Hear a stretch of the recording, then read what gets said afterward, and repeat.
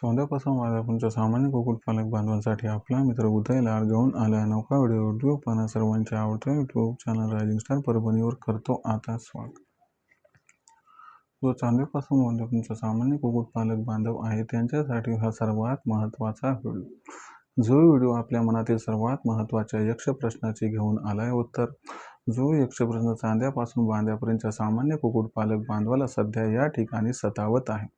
जो यक्ष प्रश्नाच्या अनुसार उन्हाळ्यामध्ये आपल्यापाशी असणाऱ्या गावरान कोंबड्यांवरती देवी रोगाचा प्रादुर्भाव हा जास्तीत जास्त प्रमाणात का दिसतो, म्हणजे उन्हाळ्यातच कोंबड्यांवरती व पिल्लांवरती देवी रोग का येतो, यामागचं काय कारण आहे व उन्हाळ्यात जर देवी रोग येऊ द्यायचा नसेल तर यासाठी आपण काय करू शकतो, या प्रश्नांची अचूक उत्तरे जाणून घेण्यासाठी हा व्हिडिओ आपण सर्वांनी शेवटपर्यंत पाहावा एवढीच आपल्या सर्वांना आहे या ठिकाणी विनंती।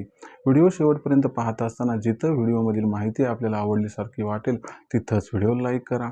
जास्तीत जास्त कास्तकार बांधव आणि कुक्कुटपालक बांधवांपर्यंत महत्त्वाचा हा व्हिडिओ पाठवण्यासाठी व्हिडिओला शेअर करा आणि जर आपण सर्वांनी सबस्क्राईब हे केलं नसेल तर सबस्क्राईब करून नोटिफिकेशन बेल ऑल करून घ्या।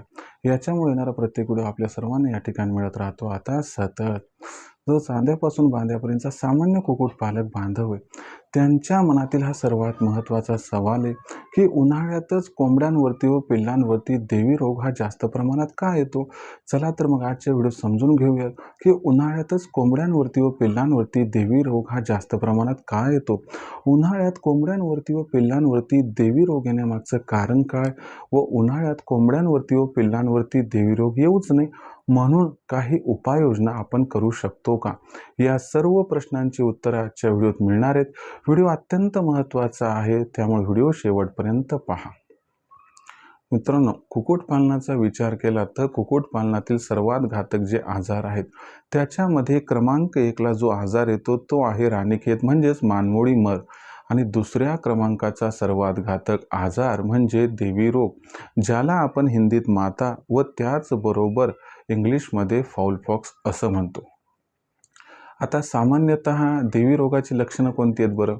सामान्यतः बघायला गेलं तर देवी रोगाचं जे मुख्य लक्षण आहे की त्याच्यामध्ये काय होतंय की जी आपली कोंबडी किंवा पिल्ला असतात त्यांच्या डोळ्याच्या वरची भागामध्ये जिथं की तुऱ्या टाईप जागा असते तिथं फोडं येतात, डोळ्याच्या अवतीभोवती फोडं येतात आणि त्यानंतर या फोडामधून चिकटपणा बाहेर येतो, जखमा होऊन त्या ठिकाणी पिल्लू व कोंबडी कमकुवत बनते आणि त्यानंतर एक्सपायर होते। म्हणजे देवी रोग ओळखणं फार काही कठीण नाही। पण या ठिकाणी प्रश्न हा उद्भवलाय की बाबा उन्हाळ्यातच देवी रोग का येतो बरं, तर हे आता तुम्हाला समजावून सांगतो की उन्हाळ्यातच कोंबड्यांवरती देवी रोग का येतो, उन्हाळ्यातच पिल्लांवरती देवी रोग का येतो। तर लक्षात घ्या मित्रांनो, देवी रोगाचं आणि उष्णतेचं 100% घेणं देणं आहे। जर आपण विचार केला की उष्णतेचं आणि देवी रोगाचं काय घेणं देणं, तेव्हा तुम्हाला या प्रश्नाचं उत्तर मिळून जाईल। लक्षात घ्या मित्रांनो, कोंबडीच्या व पिल्लाच्या शरीरात जर उष्णता खूप जास्त झाली तर त्या परिस्थितीमध्ये कोंबडी आणि जे पिल्ला असतात त्यांच्यावरती देवी रोगाचा प्रादुर्भाव हा होत असतो। याच्यामुळं आपण जर बघितलं तर आपली कोंबडी आपले पिल्ल शीतरक्तपेशी असणारे पक्षी येतं, याचा अर्थ की उन्हाळ्यामध्ये तापमान जर वाढलं बाहेरचं तर कोंबडीच्या व पिल्लांच्या शरीरातील सुद्धा तापमान वाढणार आणि कोंबडीच्या व पिल्लाच्या शरीरातील तापमान जर उन्हाळ्यात वाढलं तर अशा परिस्थितीमध्ये या ठिकाणी वाढत जाणारी जी उष्णता आहे ती या ठिकाणी फेवरेबल वातावरण तयार करते देवी रोगासाठी आणि याच्यामुळंच कोंबड्यांवरती व पिल्लांवरती उन्हाळ्यामध्ये देवी रोगाचं आक्रमण आणि अटॅक होत असतो। आता मग अशा परिस्थितीमध्ये की जेव्हा उन्हाळ्यात देवी रोगाचा प्रादुर्भाव अधिक होतो तर त्या परिस्थितीमध्ये आम्हाला उन्हाळ्यात कोंबड्यांवरती व पिल्लांवरती येणारा देवी रोगाचा हा प्रादुर्भाव कमी करायचा आहे। काय करावं तर लक्षात घ्या मित्रांनो, देवी रोग हा व्हायरल इन्फेक्शन न येणारा आजार असल्यामुळं देवी रोगाला रोखण्यासाठी लस ही उपलब्ध आहे। मग देवी रोगासाठी उपलब्ध असणारी लस कोणती, तर देवी रोगासाठी उपलब्ध असणारी जी लस आहे त्या लसीचं काय नाव आहे, तर या लसीचं नाव आहे मित्रांनो या ठिकाणी गंबोरा। आता काही जण याला गंबोरा म्हणतात, काही जण गंबोरो म्हणतात, पण लक्षात घ्या की जर आपल्याला कोंबड्यांचा या ठिकाणी देवी रोगापासून बचाव करायचा असेल तर कोंबड्यांना लस द्यावी लागेल. आणि कोंबड्यांना देवी रोगापासून वाचवायचं असेल तर कोणती लस द्यायची? तर कोंबड्यांना देवी रोगापासून वाचवण्यासाठी गंभोरा म्हणजे गंभोरो ही लस द्यायची असते. जर रोग येण्या अगोदर आपण या लसीचा वापर केला तर गॅरंटीनं सांगतो की कोंबडीवरती व पिल्लांवरती उन्हाळ्यात देवी रोगाचं जे या ठिकाणी आक्रमण होणार आहे किंवा देवी रोग येण्याची जी भीती आहे ती मोडीत काढू शकतो.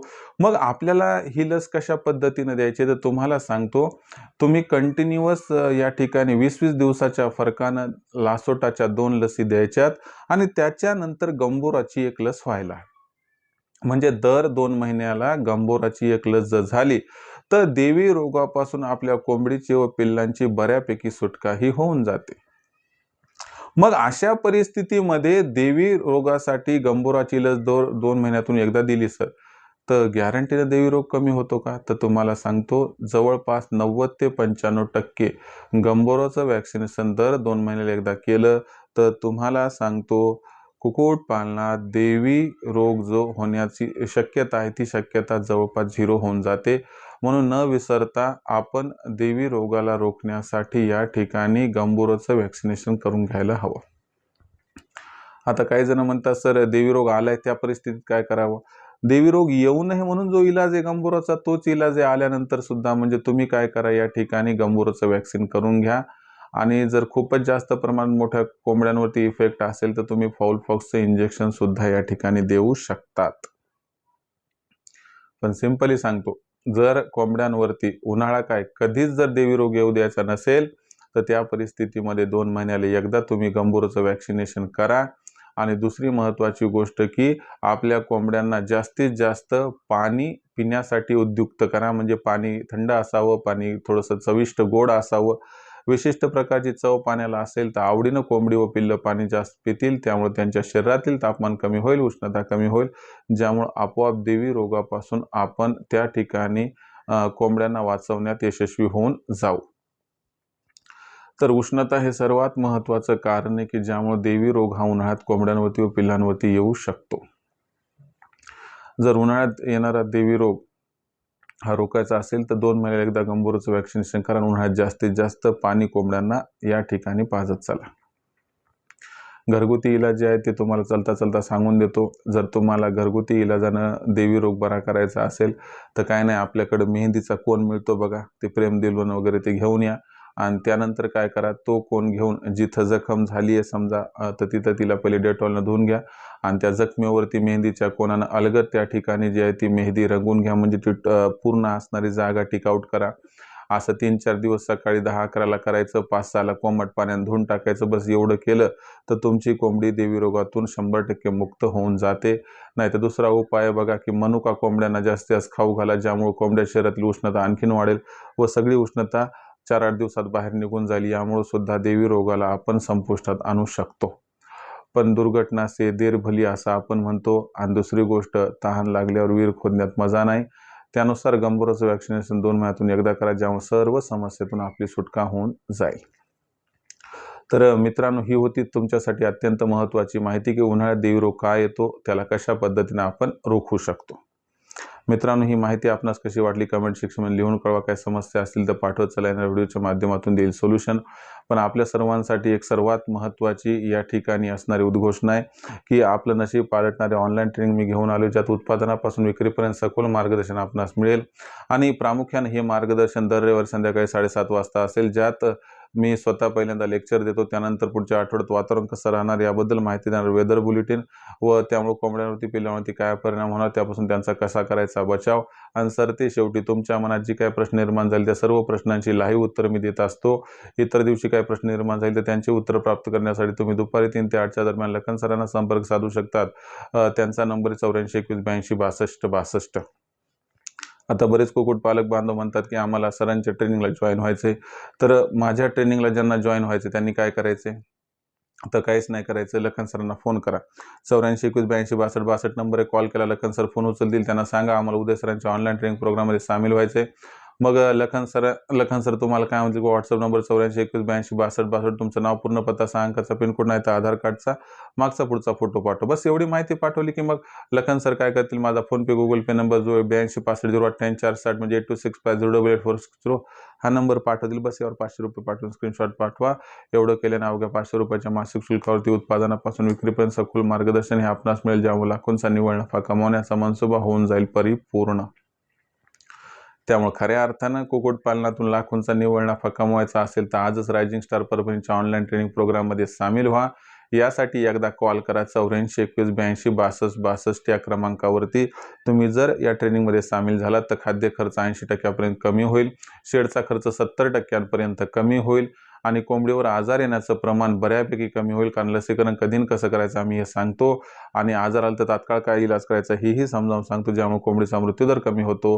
आणि सरते शेवटी कोंबडी, कोंबडा, अंडे, पिल्ले यांची विक्री कधी कुठे कशी करायची याबद्दल सखोल मार्गदर्शन केलं जाते. त्यामुळं अवश्य विनंती आहे आपणास की स्वतःला या व्यवसायात झोकून द्यायचा असेल, व्यवसायातून लाखोंचा निव्वळ नफा कमवायचा असेल तर रायझिंग स्टार परभणीच्या ऑनलाईन ट्रेनिंग प्रोग्राममध्ये जरूर सामील व्हा. त्यासाठी लखन सरांना कॉल करा 84 21 82 62 वर. आणि मार्केटिंगची चिंता आपली दूर करण्यासाठी प्रत्येक जिल्ह्याचा मार्केटिंगचा व्हॉट्सअप ग्रुप सुद्धा आहे.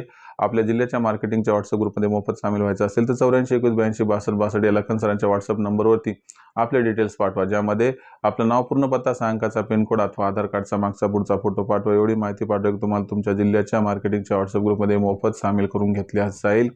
तर हा होता मित्रांनो व्हिडिओ, ज्यात आपण बघितलं की उन्हाळ्यात कोंबडी व पिल्ले यांच्यावरती देवी रोग काय तो येण्यामागची कारणे व आल्यानंतर कोणती उपाययोजना करायची व येऊच नाही म्हणून काय करायचं आहे. तरी देखील काही प्रश्न उद्भवले असतील तर तुम्ही या ठिकाणी विचारू शकतात. येणाऱ्या व्हिडिओच्या माध्यमातून मी सोल्युशन करण्याचा प्रामाणिक प्रयत्न हा करत राहील. व्हिडिओमधील माहिती आवडली असेल तर व्हिडिओस लाईक करा. सामान्य कुक्कुटपालक बांधवांपर्यंत हा अत्यंत महत्त्वाचा व्हिडिओ पाठवण्यासाठी व्हिडिओ शेअर करा, सबस्क्राईब करून नोटिफिकेशन बेल ऑल करा. याच्यामुळे येणारा प्रत्येक व्हिडिओ आपल्या सर्वांना मिळत राहतो आता या ठिकाणी सतत. तर मित्रांनो, अशाच एका नवीन व्हिडिओसह मी आपला मित्र उदय लाड आपल्या सर्वांना आवडते YouTube channel rising star Parbhani मिळत राहील सातत्याने. तोपर्यंत सर्व शेतकरी मित्रांचे व कुक्कुटपालक बांधवांचे आजच्या व्हिडिओत आपला मित्र उदय लाड हा मनापासून व्यक्त करतो. आपल्या सर्वांचे खूप खूप आभार व्यक्त.